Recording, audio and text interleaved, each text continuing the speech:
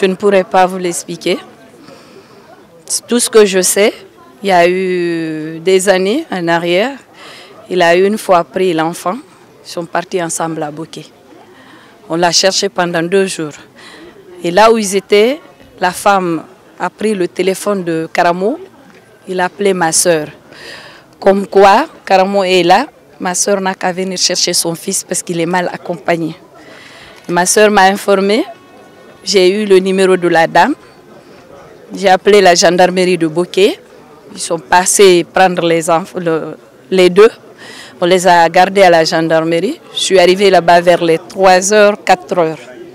Et quand je suis arrivée, je les ai dit si je peux voir mon fils. Ils m'ont dit d'attendre le lendemain. Je suis venue, on a parlé, je lui ai demandé pourquoi il a pris Karamo avec lui. Qu'est-ce qu'il y a? Qu'est-ce qu'il veut de Karamo?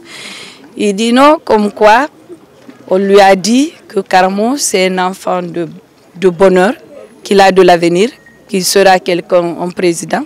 Je dis mais comment toi tu peux savoir qu'il peut être?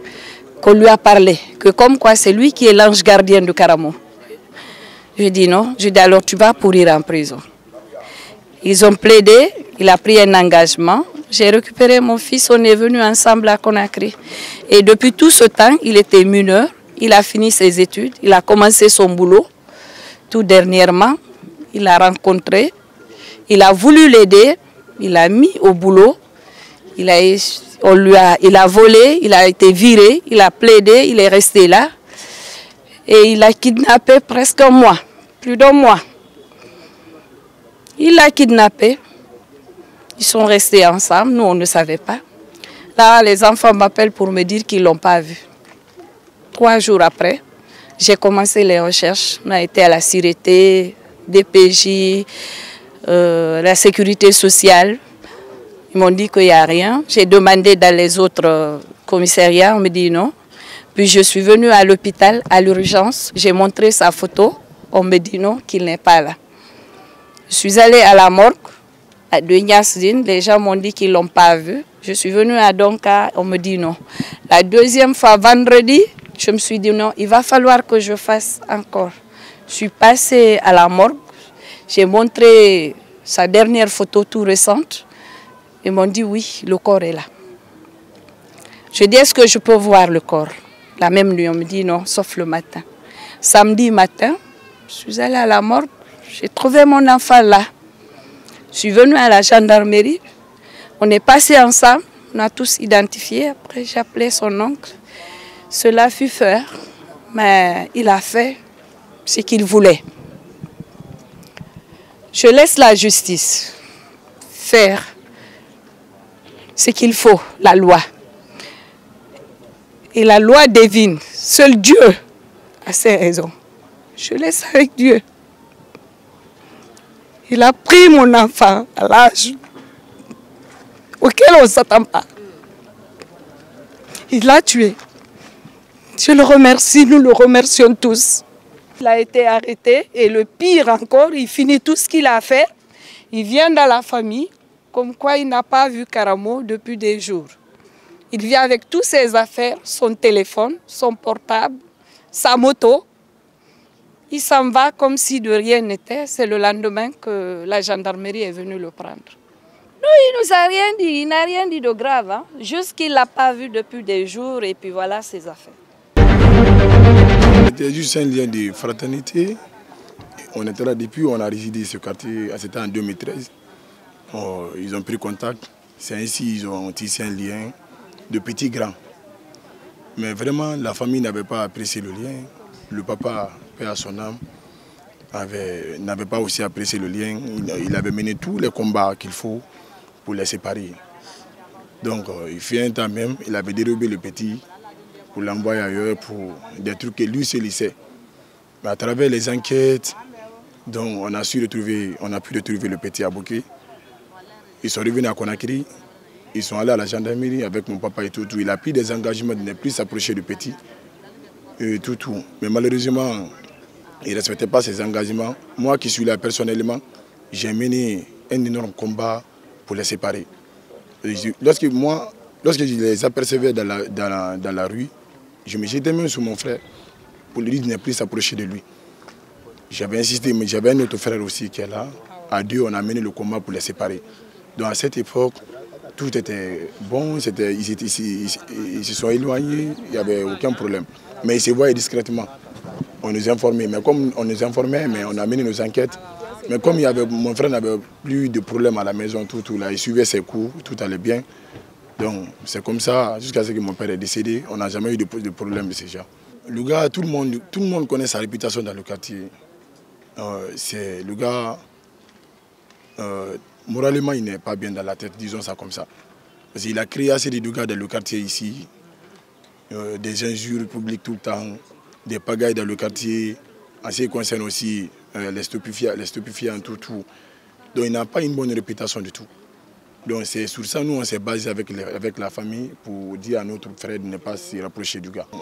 Comme le dossier est déjà dans la main des autorités, nous comptons poursuivre les dossiers et nous comptons sur la justice pour rendre le verdict qui doit être rendu. Parce que vraiment, aujourd'hui, nous sommes vraiment abattus, abasourdis, choqués de la façon dont notre frère a été assassiné. Parce que je pourrais appeler cela assassinat. Nous comptons sur les autorités pour clarifier au moins ces dossiers et rendre la justice.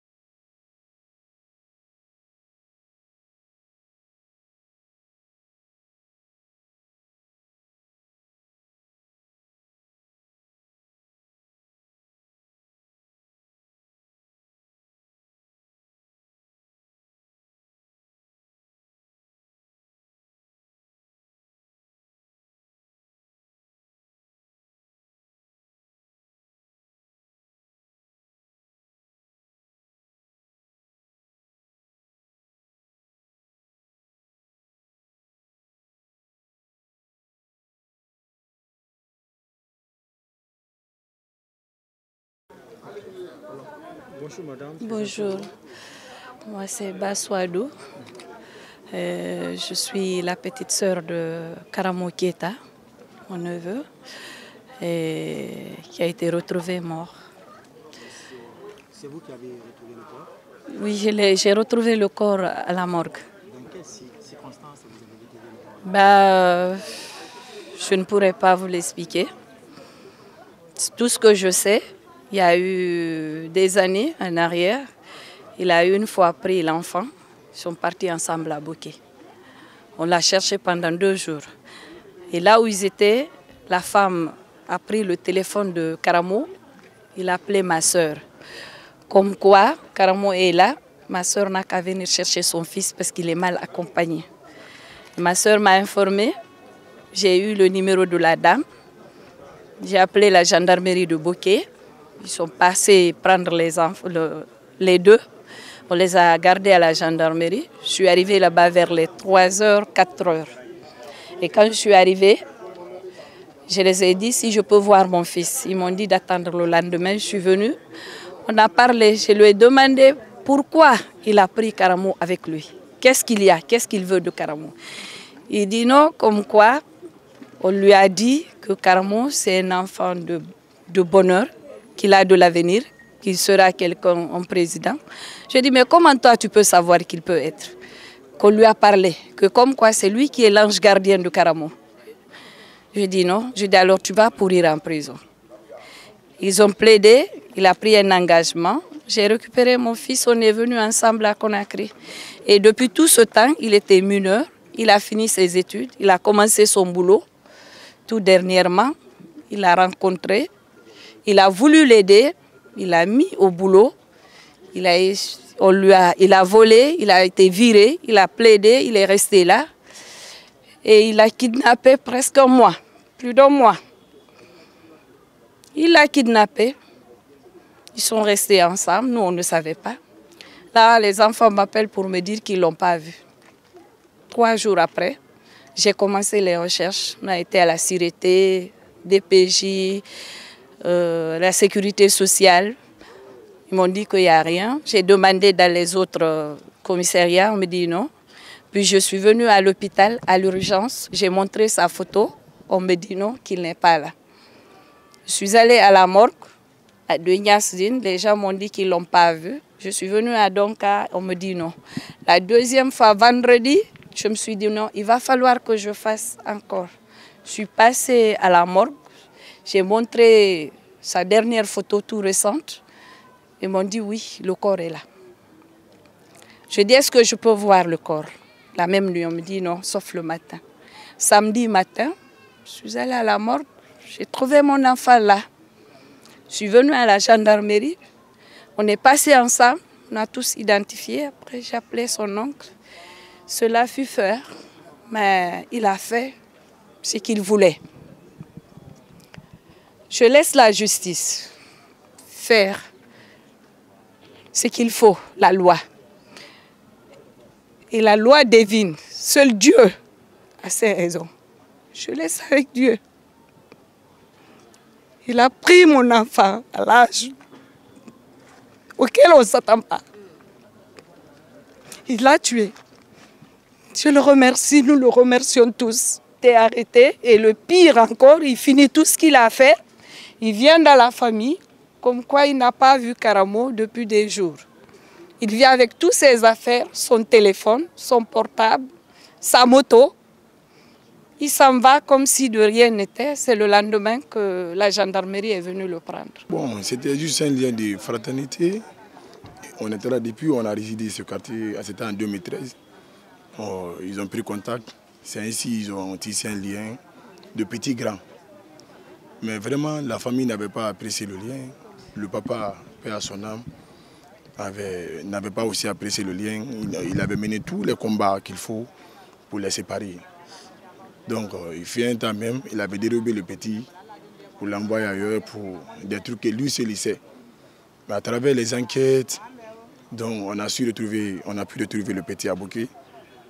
Ils sont revenus à Conakry, ils sont allés à la gendarmerie avec mon papa et tout. Il a pris des engagements de ne plus s'approcher du petit. Et tout. Mais malheureusement, il ne respectait pas ses engagements. Moi qui suis là personnellement, j'ai mené un énorme combat pour les séparer. Lorsque je les apercevais dans la rue, je me jetais même sur mon frère pour lui dire de ne plus s'approcher de lui. J'avais insisté, mais j'avais un autre frère aussi qui est là. À deux, on a mené le combat pour les séparer. Donc à cette époque, tout était bon, ils se sont éloignés, il n'y avait aucun problème. Mais ils se voyaient discrètement. On nous informait, mais comme on nous informait, mais on a mené nos enquêtes. Mais comme mon frère n'avait plus de problème à la maison, tout là, il suivait ses cours, tout allait bien. Donc c'est comme ça, jusqu'à ce que mon père est décédé, on n'a jamais eu de problème de ces gens. Le gars, tout le monde connaît sa réputation dans le quartier. Le gars, moralement, il n'est pas bien dans la tête, disons ça comme ça. Parce qu'il a créé assez de dégâts dans le quartier ici, des injures publiques tout le temps, des pagailles dans le quartier, en ce qui concerne aussi les stupéfiants, tout. Donc il n'a pas une bonne réputation du tout. Donc c'est sur ça, nous, on s'est basé avec la famille pour dire à notre frère de ne pas se rapprocher du gars.